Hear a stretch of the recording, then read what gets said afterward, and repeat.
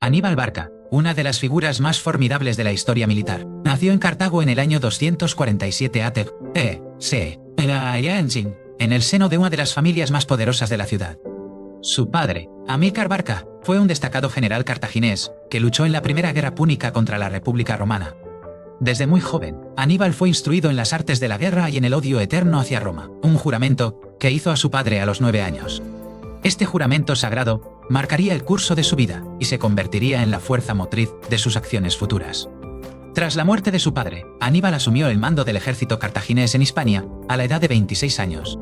Rápidamente demostró ser un líder carismático y un estratega brillante, consolidando el control cartaginés sobre la península ibérica. Su ambición, sin embargo, no conocía límites y sus ojos estaban puestos en el corazón de su enemigo, Roma. En el año 218 a.E.C., Aníbal desafió a Roma al atacar la ciudad de Sagunto, aliada de los romanos, desencadenando así la Segunda Guerra Púnica.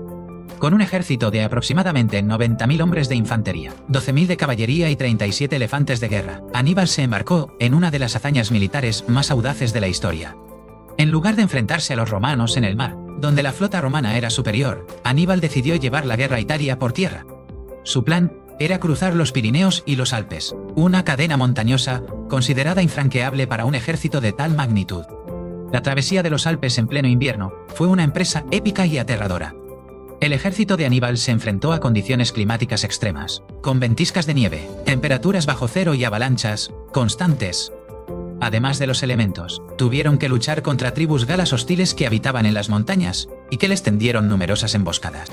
Las pérdidas fueron enormes. Miles de hombres y animales perecieron por el frío, el hambre y los combates. A pesar de las dificultades, la determinación de Aníbal nunca flaqueó. Finalmente, después de 15 días de una lucha titánica, Aníbal y los restos de su ejército descendieron a las llanuras del norte de Italia. Había perdido a casi la mitad de sus hombres y a la mayoría de sus elefantes, pero había logrado lo imposible. La noticia de la llegada de Aníbal a Italia sembró el pánico en Roma. Los romanos, confiados en su superioridad, no podían creer que un ejército enemigo hubiera logrado cruzar los Alpes. Aníbal no perdió el tiempo y comenzó su campaña en Italia, buscando el apoyo de las ciudades y tribus itálicas que estaban descontentas con el dominio romano. En las batallas del Tesino y del Trebia, Aníbal demostró su genio táctico al derrotar a 2 ejércitos consulares romanos. Su uso innovador de la caballería y su capacidad para explotar las debilidades del enemigo se convirtieron en su sello distintivo. En la batalla del lago Trasimeno, Aníbal tendió una emboscada magistral a un ejército romano completo, aniquilándolo casi por completo. La masacre fue tan grande que el lago se tiñó de rojo con la sangre de los romanos. Roma estaba en estado de shock. El pánico se apoderó de la ciudad y se nombró a un dictador, Quinto Fabio Máximo, para hacer frente a la crisis. Fabio Máximo, apodado Cunctator, el que retrasa, adoptó una estrategia de desgaste, evitando una batalla campal con Aníbal y hostigando a sus líneas de suministro. Esta táctica, aunque impopular, fue efectiva para frenar el avance de Aníbal, pero los romanos, impacientes por una victoria decisiva, pronto se cansaron de ella. En el año 216 a.C.,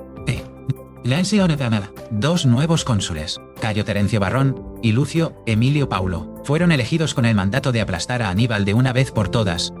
Reunieron un ejército de aproximadamente 86.000 hombres, el más grande que Roma había puesto en el campo de batalla. El enfrentamiento tuvo lugar cerca de la ciudad de Canas, en el sur de Italia. Aníbal, con un ejército mucho más pequeño de unos 50.000 hombres, se preparó para la batalla que definiría su legado. La batalla de Canas es considerada una obra maestra de la táctica militar. Aníbal dispuso a sus tropas en una formación de media luna, con el centro convexo hacia los romanos. Cuando la infantería romana, mucho más numerosa, avanzó, el centro de Aníbal cedió gradualmente, atrayendo a los romanos hacia el interior de la formación. Mientras tanto, la superior caballería de Aníbal, bajo el mando de su hermano Asdrúbal, derrotó a la caballería romana en ambos flancos. Una vez que la caballería romana fue eliminada, la caballería de Aníbal atacó a la infantería romana por la retaguardia, completando el cerco. Los legionarios romanos, atrapados en un espacio cada vez más reducido, fueron masacrados sin piedad. Se estima que entre 50.000 y 70.000 soldados romanos murieron en Canas, una de las derrotas más devastadoras en la historia de Roma. El cónsul Lucio Emilio Paulo murió en la batalla, mientras que Varrón logró escapar. La noticia de la catástrofe de Canas sumió a Roma en el luto y el terror. Muchos esperaban que Aníbal marchara sobre Roma y pusiera fin a la guerra. Sin embargo, Aníbal, para sorpresa de muchos, decidió no atacar Roma. Las razones de esta decisión siguen siendo objeto de debate entre los historiadores. Algunos creen que carecía del equipo de asedio necesario para tomar una ciudad tan bien fortificada. Otros argumentan que su objetivo nunca fue destruir Roma, sino romper su confederación de aliados itálicos. Después de Cannas, la guerra en Italia se estancó. Los romanos, bajo el liderazgo de Fabio Máximo y otros generales prudentes, evitaron otra batalla campal y se centraron en una guerra de desgaste. Aníbal permaneció en Italia durante más de una década, pero su situación se volvió cada vez más precaria. No recibió suficientes refuerzos de Cartago, donde sus rivales políticos socavaban sus esfuerzos. Mientras tanto, un nuevo genio militar romano surgió en la escena, Publio Cornelio Escipión. Escipión, después de conquistar las posesiones cartaginesas en Hispania, decidió llevar la guerra a África, amenazando directamente a Cartago. Esto obligó a los cartagineses a llamar a Aníbal para que regresara a defender su patria. En el año 202 a.C., Aníbal y Escipión se enfrentaron en la batalla de Zama, cerca de Cartago. Fue el único enfrentamiento directo entre los dos grandes generales de la guerra. Aníbal contaba con un gran número de elefantes de guerra, pero Escipión había ideado una táctica para contrarrestarlo. Cuando los elefantes cargaron, los legionarios romanos hicieron sonar sus trompetas y cuernos, asustando a los animales y haciéndolos retroceder contra sus propias líneas. La infantería romana, mejor entrenada y disciplinada, finalmente se impuso a los veteranos de Aníbal y a sus reclutas cartagineses. La batalla de Zama fue una derrota decisiva para Aníbal y marcó el fin de la Segunda Guerra Púnica. Cartago se vio obligada a aceptar unas condiciones de paz humillantes, perdiendo todas sus posesiones de ultramar y su poder militar. A pesar de su derrota, Aníbal no se rindió. Se convirtió en un magistrado en Cartago y trató de implementar reformas para combatir la corrupción y restaurar la prosperidad de la ciudad. Sin embargo, sus enemigos políticos, temerosos de su popularidad, lo acusaron de conspirar con el rey Antíoco III de Siria contra Roma. Para evitar ser entregado a los romanos, Aníbal se vio obligado a exiliarse. Pasó los últimos años de su vida en las cortes de varios reyes orientales, siempre buscando una oportunidad para reanudar su lucha contra Roma. Finalmente, en el año 183 a.C., los romanos lo acorralaron en Bitinia, en la actual Turquía. Para no caer en manos de sus odiados enemigos, Aníbal se suicidó ingiriendo un veneno que, según la leyenda, llevaba consigo en un anillo. Sus últimas palabras, según se dice, fueron: «Liberemos a los romanos de su larga ansiedad, ya que creen que es demasiado esperar la muerte de un anciano». Aníbal Barca es recordado como uno de los más grandes comandantes militares de todos los tiempos. Su genio táctico, su audacia y su inquebrantable determinación lo convierten en una figura legendaria. Aunque finalmente fue derrotado, su campaña en Italia llevó a la República Romana al borde del colapso y dejó una marca indeleble en la historia. La historia de Aníbal es una epopeya de ambición, coraje y tragedia, la historia de un hombre que desafió al poder más grande de su tiempo y casi lo derribó. La infancia de Aníbal estuvo marcada por la derrota de Cartago en la Primera Guerra Púnica, un evento que alimentó el resentimiento de su familia hacia Roma. Amílcar Barca, un líder carismático, inculcó en sus hijos un profundo sentido del deber patriótico y un odio visceral hacia el enemigo romano. El juramento de Aníbal en el templo de Baal Hamón no fue un acto impulsivo, sino un ritual solemne que selló su destino. Su educación fue completa, abarcando no solo la estrategia militar, sino también la historia, la filosofía y la diplomacia, preparándolo para ser un líder completo. Al tomar el mando en Hispania, Aníbal no solo heredó un ejército, sino también la misión de su padre de expandir la influencia cartaginesa y preparar la venganza contra Roma. Sus campañas en Hispania fueron un campo de entrenamiento perfecto, donde perfeccionó sus tácticas y se ganó la lealtad incondicional de sus tropas mercenarias. El asedio de Sagunto fue una provocación calculada, diseñada para forzar a Roma a declarar la guerra en los términos de Aníbal. La decisión de marchar por tierra fue una genialidad estratégica, sorprendiendo a los romanos que esperaban una invasión por mar y controlaban las rutas marítimas. El cruce de los Pirineos fue el primer gran obstáculo, donde tuvo que someter a tribus hostiles y asegurar su paso. Antes de llegar a los Alpes, Aníbal tuvo que cruzar el río Ródano con su ejército y sus elefantes, una proeza de ingeniería.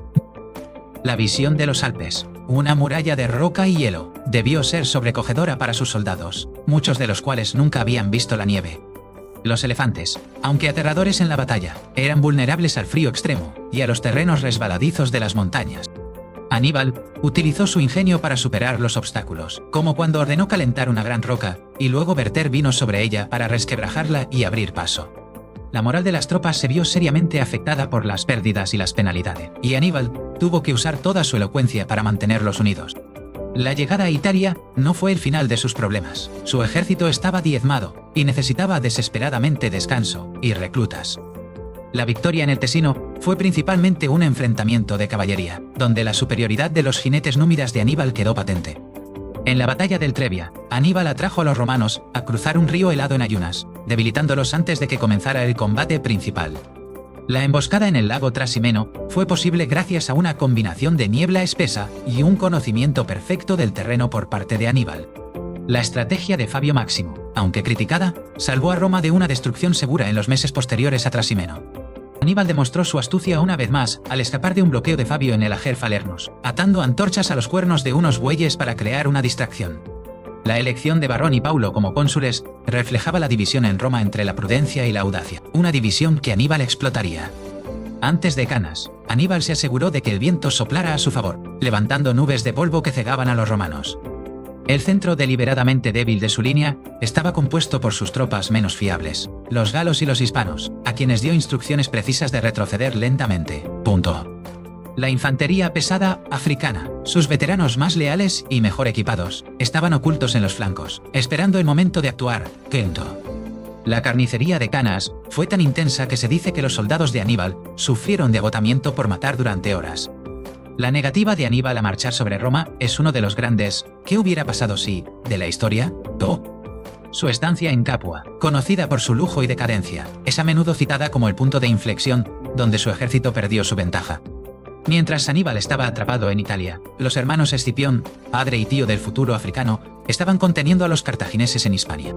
La muerte de los dos Escipiones en Hispania fue un duro golpe para Roma, pero abrió el camino para que el joven Publio Cornelio Escipión tomara el mando. Escipión revolucionó el ejército romano, adoptando tácticas más flexibles y estudiando a su adversario, Aníbal, para poder derrotarlo. La conquista de Cartago Nova por parte de Escipión en un audaz ataque sorpresa fue un golpe maestro que privó a los cartagineses de su principal base en Hispania. La decisión de Escipión de invadir África fue una apuesta arriesgada, pero entendió que la única forma de sacar a Aníbal de Italia era amenazar directamente a Cartago. El regreso de Aníbal a África fue un momento agridulce. Volvía a su patria, pero para defenderla de una invasión, admitiendo implícitamente el fracaso de su campaña italiana. En Zama, Aníbal tuvo que confiar en un ejército compuesto en gran parte por reclutas sin experiencia, a diferencia de los veteranos endurecidos que tenía en Italia. La táctica de Escipión contra los elefantes fue brillante en su simplicidad, convirtiendo la mayor baza de Aníbal en un arma contra él mismo. La derrota en Zama no disminuyó la estatura de Aníbal a los ojos de muchos, incluido el propio Escipión, quien siempre mostró un gran respeto por su rival. Como sufete, magistrado principal, de Cartago, Aníbal demostró que sus talentos no se limitaban al campo de batalla, luchando contra la oligarquía corrupta que había saboteado su esfuerzo de guerra. Su exilio fue una tragedia, un genio militar y político rechazado por su propia gente por miedo y envidia. En la corte del rey seleucida Antíoco III, Aníbal intentó organizar una nueva coalición contra Roma, pero sus consejos a menudo fueron ignorados por el arrogante monarca Pontopera. Incluso en su vejez, el nombre de Aníbal era suficiente para infundir miedo en Roma, que nunca dejó de perseguirlo. Su suicidio fue su último acto de desafío, negando a sus enemigos la satisfacción de capturarlo y exhibirlo en un triunfo romano. El legado de Aníbal perdura no solo en los anales de la historia militar, sino también como un símbolo de la lucha del individuo contra un imperio abrumador. Sus tácticas, especialmente la maniobra de doble envolvimiento de Canas, se estudian en las academias militares de todo el mundo hasta el día de hoy. Aníbal no solo fue un general brillante, sino también un líder capaz de inspirar una lealtad fanática en un ejército compuesto por hombres de diferentes naciones y culturas. La Segunda Guerra Púnica fue, en esencia, la guerra de un solo hombre, Aníbal, contra el poder colectivo de la República Romana, Ponto. Su fracaso final se debió menos a sus propios errores que a la increíble resistencia de Roma y a la falta de apoyo de su propia patria. La historia de Aníbal Barca es un recordatorio de que incluso los más grandes genios pueden ser derrotados por las circunstancias, pero su leyenda puede alcanzar la inmortalidad. La logística para mantener a un ejército tan grande en territorio enemigo durante 15 años fue una hazaña tan impresionante como sus victorias militares. Aníbal perdió un ojo debido a una infección durante la travesía de las marismas del Arno, un testimonio de las duras condiciones que soportó junto a sus hombres. Su capacidad para hablar varias lenguas y comprender las culturas de sus mercenarios fue clave para mantener unido a su heterogéneo ejército. A pesar de ser el enemigo más temido de Roma, los historiadores romanos, como Livio y Polibio, no pudieron evitar expresar su admiración por su genio militar.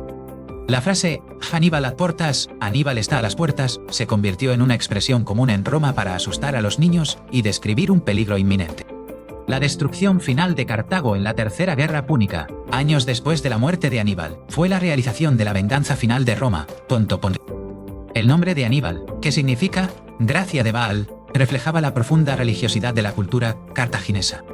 Su hermano menor, Magón Barca, también fue un comandante capaz que luchó junto a él en Italia y dirigió sus propias expediciones. La caballería númida, liderada por el talentoso Maharbal, fue el arma secreta de Aníbal, dándole una ventaja decisiva en casi todas las batallas. La travesía de los Alpes por parte de Aníbal ha sido comparada a lo largo de la historia con otras grandes hazañas, como el cruce del Rubicón por César o la campaña de Alejandro en la India. La figura de Aníbal ha inspirado a innumerables líderes militares a lo largo de la historia, desde Napoleón Bonaparte hasta Norman Schwarzkopf. Aunque su objetivo final de subyugar a Roma fracasó, la campaña de Aníbal debilitó gravemente a la República y aceleró su transformación en un imperio. La historia de Aníbal es un drama humano universal, la lucha contra el destino, la gloria efímera de la victoria y la amargura de la derrota final. El elefante Surus, el sirio, fue, según los informes, el último elefante de Aníbal en sobrevivir a la travesía de los Alpes y las primeras batallas, y el que él mismo montaba. La disciplina del ejército de Aníbal era legendaria, a pesar de su composición multinacional y las extremas dificultades. Nunca hubo un motín a gran escala contra él. La guerra de guerrillas que los romanos adoptaron después de Canas fue una admisión de que no podían derrotar a Aníbal en una batalla abierta. El tratado de paz impuesto a Cartago después de Zama incluía una cláusula que prohibía a Cartago hacer la guerra sin el permiso de Roma, dejándola indefensa. La rivalidad entre Aníbal y Escipión es una de las más fascinantes de la historia, un duelo de ingenios entre dos de los más grandes estrategas de la antigüedad. La influencia de Aníbal se extendió incluso a la literatura, inspirando obras de autores como Petrarca, Montesquieu y Flaubert. El juramento de odio eterno a Roma, hecho por un niño de 9 años, resonó a través de las décadas y cambió el curso de la historia del mundo antiguo. Aníbal Barca, el general que cruzó los Alpes con elefantes, sigue siendo un faro de audacia militar y un recordatorio eterno del poder de la voluntad humana contra la adversidad.